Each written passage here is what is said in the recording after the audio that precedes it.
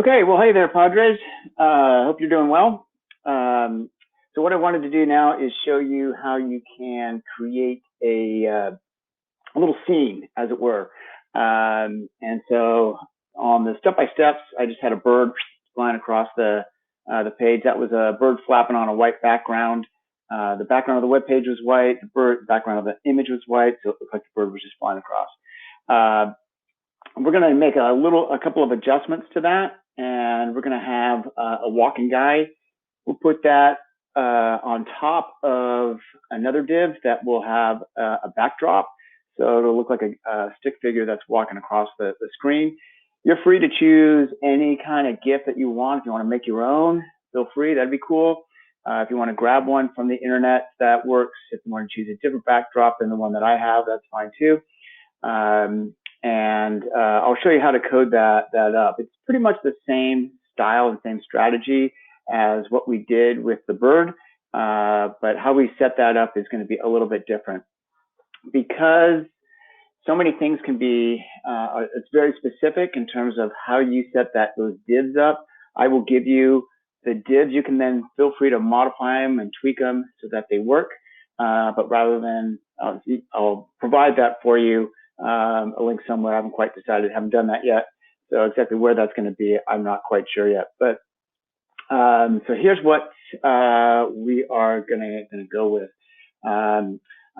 First thing that you need to do is get those pictures, and those need to go into your images folder. So here's a picture, roll 1 and roll 2. Those are the ones from the previous website that we did. And then I'm going to have these two. I'm going to have one that's called backdrop 1 and walking.gif. So the walking GIF it's just a series of, I forget, 6 sub images or something like that, 8, something like that. And to a stick figure walking along. If I move that div again over and over and over again, it's going to look like the guy is walking. Depending on how fast I refresh the page and how many pixels I move that div every interval, it either will look like he's roller skating, he's going to be moving faster than he's actually walking, or that he's walking on ice. He's walking faster but not going very fast. So it'll look like his feet are slipping. So then kind of tweaking the pace around will be your job to make it look as realistic as possible, as you want. So as I said, the first thing that you need to do is to create or to acquire those images. I'm going to make those 2 images available to you. If you want to just make it easy, go for that. If you're looking to do something a little bit more creative, dig around on the internet, find the pictures that you want, and you can use those. Okay, so the next thing that you need to do is open up your text editor. So click on Start. Mine's already here. And look for the text editor on your Chromebook. If you're using a different computer, Notepad or Notepad++ works. Text edit if you're using a Mac. And I will somewhere on the schedule, there'll be a link to the source code for this. So I've already got it copied. So just a Control V in my case is going to create all of the layout for this. And I want to talk a little bit about what's actually happening on this page. This is an empty, blank text file. It doesn't know what type of file I want to make it. So when I go to File, Save As, I want to make sure that I'm navigating to my website 2 folder. Here it is. So I already made a test of this, and so walking 1 is what I'm going to call it. So I'm going to call it walking1.html. No spaces, no caps. It's going to be the way that what I'm going to call it. I would recommend that you do something pretty darn similar to that. Save it, and because I already did it, I'll save over that one. So there it is. And once I put that .html extension, it converts it from a text file to a web page. And notice that the tags, the heads and the HTMLs and bodies and so on, those all turn a color to indicate that these are tags and they're keywords that are part of the HTML language. Let's talk a little bit about what's happening here. Here's a heading to start out with, do something along that. Notice that I'm centering all of my stuff that's on there.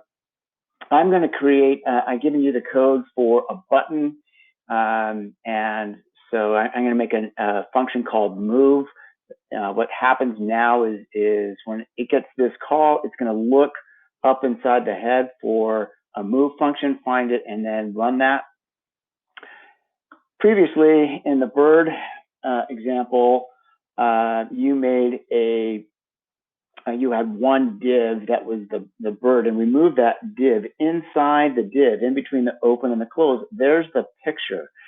So there's really two things that are happening to get this to work. One is the div, and the other is the image. The image just sits there, and if I push that div, the image is going to be moving along. So there's actually two tags that are critical to make this work. The GIF is just doing its thing. It's just going through those images. And now if I move that image along, I'm really moving the div. I'm not moving the image. I don't know if that makes a lot of sense, but that's what's really happening. I'm most important about the div. I could put anything in there if I wanted. All right. So I could put text in there, and I could push the text across. So if you want to have a little banner that goes down across the bottom of your page, you could make a div, just put in some text in there, and that text is going to go flying by. You can try that out if you like as well. So here's the first div. I'm going to give it a unique name called background. And position absolute, what that means is, are they relative to one another, or is it absolute? And if it's absolute, it means that there's an XY coordinate on my web page. 0, 0 is the top left-hand corner. So if I say it's absolute, then these next two numbers are really important. This is how many pixels from the left-hand edge and how many pixels from the top edge should I place that div. I would discourage you from making your divs relative. There are times when you want to do that, but for the time being, definitely, I think making them absolute is going to be what you're going to want to do. If you don't like the position of your div on your page, feel free to change these two values, the value for left and the value for top, and that will move your pixel, your image, that div, to the left and then down. You can have it, be close to the top, way down at the bottom, on the left-hand edge, and all that kind of stuff. So I have one div here. This is my background, and honestly, I'm not going to do anything with that. I really made it a div solely so that I can control exactly where its location is going to be. If I didn't do that, it'd be a lot harder to put the image exactly where I want and to do the math to make sure that when I kick the walking guy back to the other side of the stage, as it were, that I know exactly where that's going to be. So I put it in a div. No one's going to see it or know it's even there. I'm not going to do much with it at all. I could do other things. So if you wanted a scrolling, that was what I was thinking about doing for another project. So a guy's just going to be, he's not going to move at all, but the background's going to drop. There's his background is going to move, and it'll look like he's walking along, and you'll have a scrolling thing, and that's kind of cute too, kind of like Mario. This is the main one that I want to manipulate. So I have a second div. I'm going to call that one guy because he's a guy, I guess, or he's a stick figure. Similar, he's going to be absolute. Where do I want him to go? Well, I tweak those numbers out a fair amount. I might say 50-50. We'll just say, play around, and I'll show you how to manipulate that on the screen. This is again, so this is the XY coordinates of my guy div, and inside my guy div, that's where the picture is of my walking GIF. I set the width to 200. If you want them smaller, you want them bigger, feel free to make that change. And that's the end of my page, basically. These guys are really not doing anything, so I can just delete that. That's the end of my div. There's the end of my center. There's the end of my body. And there's the end of my web page. I do like tabbing things over. I think it makes it a little bit easier to see and know where everything is. You could jam it up all the way to the left-hand margin. It would run just fine. The browser doesn't care. It just makes it a little harder to read. So if you can kind of see, here's the div, that's what's in it. Here's another div, that's what's in that one. It might make it a little bit easier to see what's going on with that. So it just is just readability sake. Okay, so I'm going to save that. I think I just saved it as walking1.html. Let's take a look and see what that looks like. So here's, I'm in my images folder, so I want to go back one level. Here's my website folder. Here's walking1. I'm going to open that up, and there it is. So remember that right at the end there, I changed the XY of the second div to be 50-50.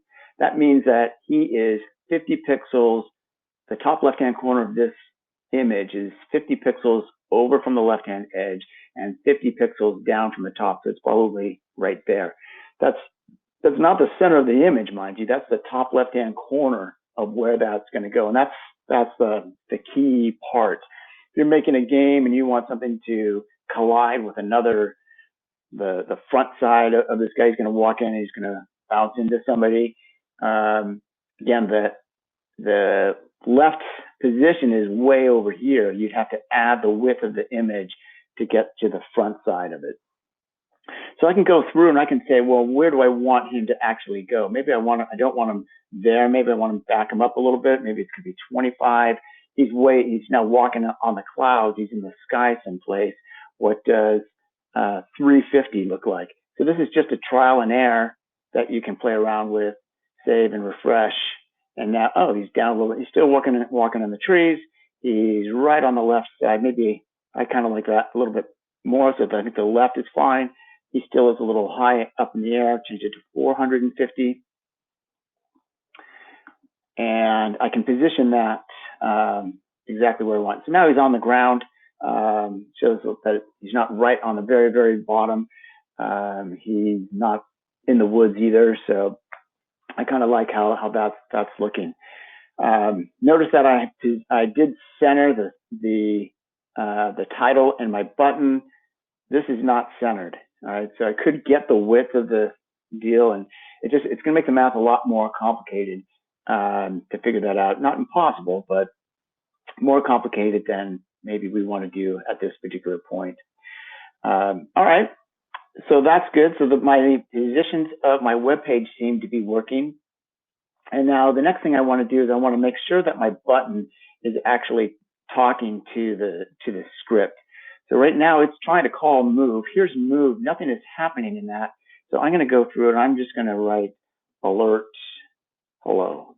And I do this all the time because I want to make sure that the call is right. There's too many times when I create a function and there's something wrong. I mistype